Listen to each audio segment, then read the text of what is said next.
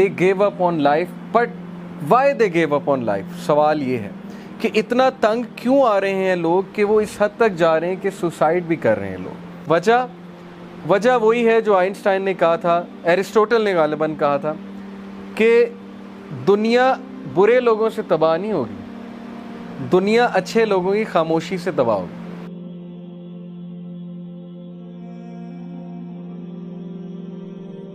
The question is, जो question मैं आप लोगों से डिस्कस करना चाहता हूँ, पहला क्वेश्चन है कि how do I find peace in this chaotic world. ये क्योटिक वर्ल्ड है जिसमें मुझसे ना टाइम मैनेज हो रहा है, ना फैमिली मैनेज हो रही है, ना स्ट्रेस मैनेज हो रहा है, ना फोकस मैनेजमेंट हो रही है। तो समझ नहीं आती कि मैं दीन को फॉलो करूं या मैं दुनिया को फॉलो करूं या मैं पैसे कमाऊं, मैं करूं क्या? What will give me the inward calmness when outwardly circumstances are spinning out of control? कि वो inward calmness कैसे मिलेगी, वो अंदर का सुकून मुझे कैसे हासिल होगा जबकि outward circumstances हाथ से निकलते जा रहे हैं। यानी अक्सर ऐसे होता है कि बंदे को समझ नहीं आती कि प्रॉब्लम आ कैसे गई। मैं तो अच्छा खासा जा रहा था, मैंने तो कभी किसी के साथ कुछ नहीं किया था, लेकिन ये प्रॉब्लम मुझ तक कैसे आ गई? वजह क्या है कि हम प्रोएक्टिव नहीं होते, हम पहले से जो है वो एंटिसिपेट नहीं कर रहे होते कि प्रॉब्लम्स आ सकती हैं, पहले से तैयारी नहीं कर रहे होते। ये क्वेश्चन बड़ा इंपॉर्टेंट है कि वाई मी। बहुत से लोग के साथ हादसात हो जाते हैं, वो हादसात को एब्जॉर्ब नहीं कर पाते, डाइजेस्ट नहीं कर पाते, और फिर ये क्वेश्चन अराइज होता है कि मेरे साथ ऐसा क्यों हुआ, वाई मी। यानी किसी के पेरेंट्स के साथ रिलेशन अच्छे नहीं है। आजकल बहुत से यूथ ये शेयर करते हैं कि जाहिर है कि स्ट्रेन्ड रिलेशन है पेरेंट्स के साथ, या पेरेंट्स समझ नहीं पा रहे उन्हें, या यूथ की तरफ से पेरेंट्स परेशान हैं, और फिर वो एक क्वेश्चन बहुत करते हैं कि हमारे साथ ऐसा क्यों हो रहा है। जहाँ तक आज के दौर की बात है, हमारे लिए बहुत चैलेंजिंग टाइम्स हैं। मेंटल डिजीज़ मेरे दौर में इतनी कॉमन नहीं थी। आज आपको पता है कि छोटे बच्चों तक में मेंटल डिजीज़ आ चुकी। OCD, ऑब्सेसिव कंपल्सिव डिसऑर्डर, इतना कॉमन हो चुका है हमारी सोसाइटी में, मैं आपको बता नहीं सकता। और ये क्या है? OCD होता है कि कंपल्शन होना, ऑब्सेशन होना किसी चीज़ के करने की।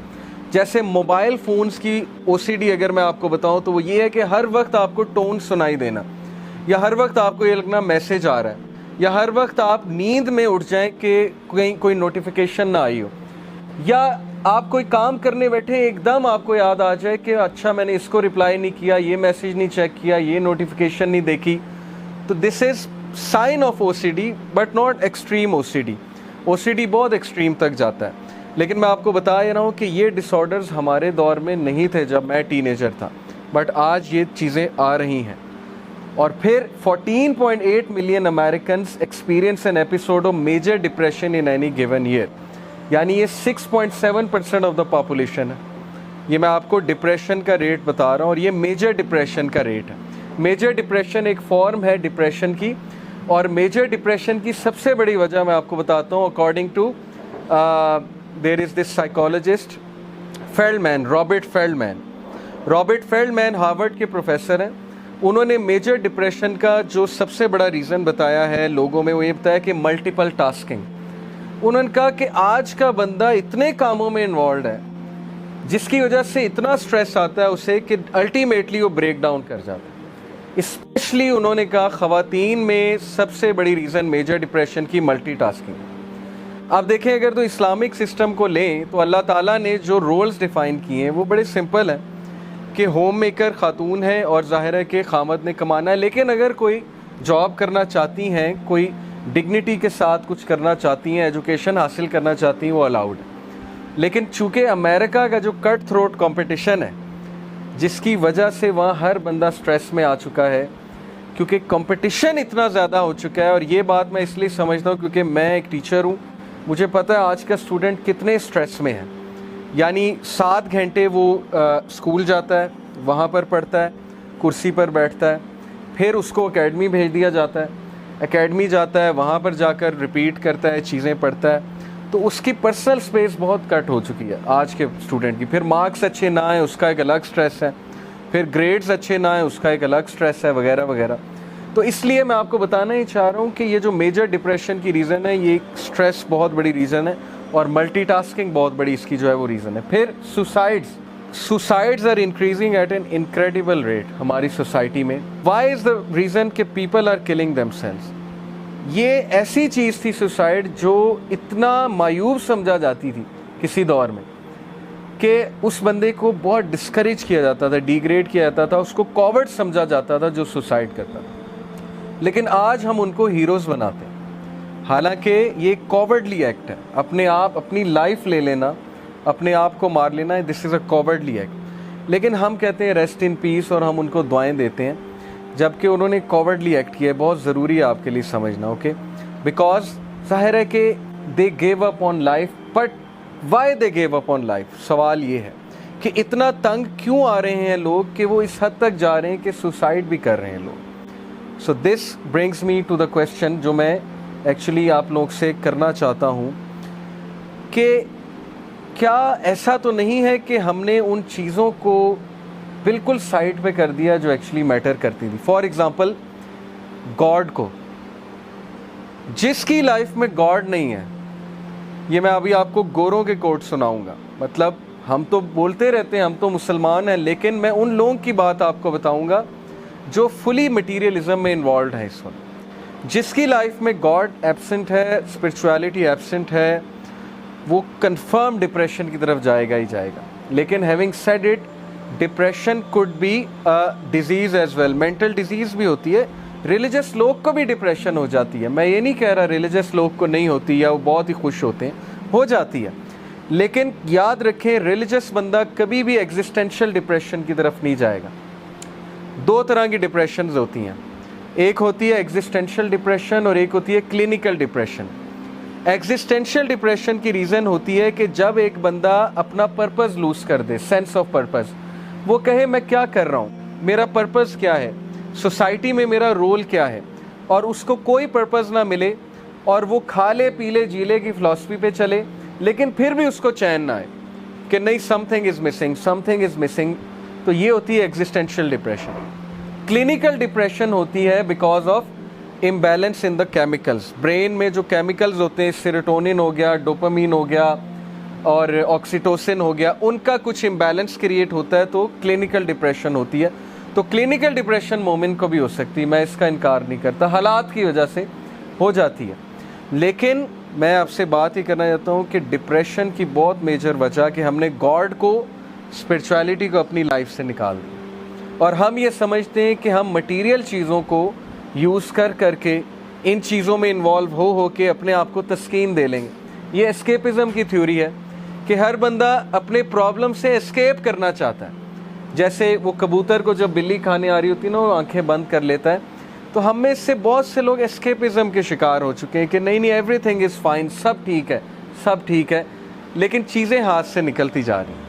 कट थ्रोट कंपटीशन है, रैट रेस है, आगे बहुत मुश्किल है, जॉब्स नहीं मिल रही लोगों को, अनएम्प्लॉयड हैं लोग, रिलेशनशिप्स जो है वो किस तरह के होते जा रहे हैं, अल्लाह माफ़ करे, डिवोर्सेस कितनी बढ़ती जा रही है हमारी सोसाइटी में। तो सब ठीक नहीं है, इसलिए ये चीज़ें डिस्कस होनी चाहिए। तो विल ड्यूरेंट का ज़बरदस्त कोट मैं आपको सुनाता हूँ, इस पर ज़रा गौर कीजिएगा। ये कहते हैं कि so I should say that civilizations begin with religion and stoicism. वो कहते हैं कि हर सिविलाइजेशन, हर तहजीब दीन से, मजहब से और स्टोइसिज्म से डेवलप होती है, यानी डिसिप्लिन से। This is the philosophy of discipline, stoicism. They and with scepticism and unbelief. और सिविलाइजेशंस तबाह कब होती हैं? जब इंसान अनबिलीफ और रूहानियत से दूर हो जाता है, तब उनकी तबाही शुरू हो जाती है। और ये गोरा कह रहा है, Will Durant. And the undisciplined pursuit of individual pleasure. और सिविलाइजेशंस की तबाही की वजह undisciplined pursuit of personal pleasure, कि जब हम पर्सनल प्लेजर का अनडिसिप्लिन्ड परसूट करते हैं। देखें, याद रखें, हमारे बहुत से यंगस्टर्स समझते हैं दीन में हर चीज़ हराम है, तो वो यही कहते हैं ना कि यार ये मौलवी तो हर चीज़ हराम कहते हैं, तो लिहाजा इससे अच्छा है हम मर ही जाएँ, इससे अच्छा है हम दीन फॉलो ही ना करें। तो मैं ये क्लियर आपको कर दूं कि मैं अल्हम्दुलिल्लाह, हमारा यूथ क्लब से ताल्लुक़ है, हम आउटिंग भी करते हैं, सब कुछ करते हैं। देखें, दीन डिज़ायर्स को किल नहीं करता, लेकिन दीन डिज़ायर्स को डिसिप्लिन करता है। ये सेंटेंस आप याद रखें, religion does not kill desires, religion disciplines desire. दीन हमें बताता है कि डिज़ायर कैसे फुलफ़िल करनी है, उसका प्रॉपर तरीका क्या है और किस तरह फुलफ़िल करनी है। तो जब हमारा अनडिसिप्लिन्ड परसूट होगा डिज़ायर्स को फॉलो करने का तो तबाही। जैसे मेरा भी दिल करता है, आपका भी दिल करता होगा कि हम 24 घंटे गेमिंग खेलें, सोएं, गेमिंग करें, मूवीज़ देखें और हमारे ऊपर कोई जिम्मेदारी ना हो, ना हमें नमाज़ें पढ़नी पड़ें, ना हमें माँ बाप कुछ काम करने का कहें, ना हमारे लिए पढ़ाई हो। अब जैसे कोविड आया उसके बाद स्कूल खुल रहे हैं तो हर एक के मुंह बन गए क्योंकि पढ़ाई करनी पड़ेगी एकदम से। तो इंसान बाय नेचर सुस्त है, ये तो बात कन्फर्म है। लेकिन रिलीजन एक्चुअली इंसान को ये सिखाने है कि नहीं, यहाँ पर तुम टेस्ट के लिए हो, यहाँ पर सुस्ती छोड़ दो। हाँ, जन्नत में जो मर्जी करना, आए हम सारे जन्नत से हैं, हम सारे प्रिंस और प्रिंसेसेस ही हैं, लेकिन यहाँ पर नहीं है। तो अनडिसिप्लिन्ड परसूट जब भी होगा आपकी लाइफ डिस्टर्ब होगी, आपकी लाइफ में क्योस आएगा। ठीक है, ये बात याद रखिए। A civilization is born stoic and dies epicurean. Civilization discipline start होती है, लेकिन जब तबाह होती है तो क्योस से तबाह होती है, और आज हमारा माशरा क्योस की तरफ जा रहा है। आप देखें जो हैरेसमेंट केसेस हैं, रेप केसेस, अल्लाह माफ़ करे, मीडिया में क्या क्या सुनने को मिलता है। सोशल मीडिया में रोज़ाना ख़बर मिल रही है, फिर छोटे छोटे बच्चों के साथ, बच्चियों के साथ जो मामलात हैं। डेफिनेटली हम क्योस की तरफ जा रहे हैं, डेफिनेटली हम तबाही की तरफ ही गामजन हैं। वजह वही है जो आइंस्टाइन ने कहा था, एरिस्टोटल ने गालिबन कहा था कि दुनिया बुरे लोगों से तबाह नहीं होगी, दुनिया अच्छे लोगों की खामोशी से तबाह होगी। अच्छे लोग खामोश हैं, अच्छे लोगों से मुराद है जो माशाल्लाह आप जैसे लोग हैं, वो कह रहे हैं जब तक हम पे प्रॉब्लम नहीं आती सब ठीक है, जब हम पे आएगी तब देखी जाएगी। तो इंसान को अल्लाह ने इसलिए नहीं पैदा किया, इंसान में तहरीक है, इंसान में डिसिप्लिन है, नेचुरली इंसान में डिसिप्लिन है। आप लोग खुद ये चीज़ अप्लाई करके देख लेंगे, जब आप लोग बहुत हार्ड वर्क करें, काम करें, टास्क को कंप्लीट करें, आप खुश होते हैं, आप अच्छी रात गुजारते हैं। जब आप इशा पढ़ के सोएं, आप बड़ी अच्छी रात गुजारते हैं, आप काम डाउन होते हैं। जब नमाज ना पढ़ी हो, एक खौफ सा होता है, अजीब सी एंग्जाइटी होती है, एक सेंस ऑफ इनकम्प्लीटनेस होती है कि नहीं मैंने काम कंप्लीट नहीं किया। इसका मतलब आपके अंदर वो इंसान है जिसको कंप्लीटनेस चाहिए, जिसको टास्क की कंप्लीशन चाहिए, जो हार्ड वर्किंग है, लेकिन वो दब चुका है वो इंसान। तो उसको निकालना है इंशाल्लाह हमने बाहर। दैट्स वाई हलका हमने शुरू किया।